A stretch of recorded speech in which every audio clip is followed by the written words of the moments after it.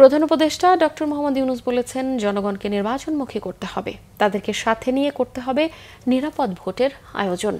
কেউ যেন ballot box ছিনিয়ে নিতে না পারে সেই বিষয়েও নাগরিকদের সচেতন করতে হবে। সোমবার রাষ্ট্রীয় অতিথি ভবন যমুনায় প্রধান উপদেষ্টার সভাপতিত্বে জাতীয় ঐক্যমত্য কমিশনের সভায় কমিশন সদস্যরা রাজনৈতিক দলগুলোর সঙ্গে আলোচনার সর্বশেষ অগ্রগতি জানান প্রধান উপদেষ্টাকে। সভায় রাজনৈতিক দলগুলোর সঙ্গে জুনের প্রথম সপ্তাহে সংস্কার কাজ নিয়ে দ্বিতীয় দফার আলোচনা শুরুর সিদ্ধান্ত হয়। প্রধান উপদেষ্টা এই আলোচনার উদ্বোধন করবেন।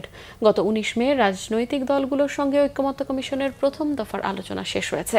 এ সময় সংস্কার প্রক্রিয়া ও নির্বাচন বিষয়ে রাজনৈতিক দলগুলোর পাশাপাশি নাগরিক সমাজ ও তৃণমূলের সংগঠনগুলোকেও সম্পৃক্ত করে জনসচেতনতা বাড়িয়ে তোলার পরামর্শ দিয়েছেন প্রধান উপদেষ্টা।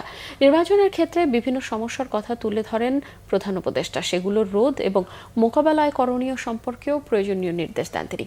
সরকার প্রধান আরও বলেন, এত বড় অভ্যুত্থানের পর যে বাংলাদেশ পাওয়া গেছে, এটা যেন আগের সেই বাংলাদেশ রয়ে না যায়, সেদিকে সবাইকে সচেতন থাকতে হবে। সভায় অতীতের বিভিন্ন নির্বাচনে অনিয়মের সাথে যারা জড়িত তাদের ভূমিকা তদন্তের জন্য একটি স্বাধীন কমিশন গঠনের বিষয়েও আলোচনা হয়েছে।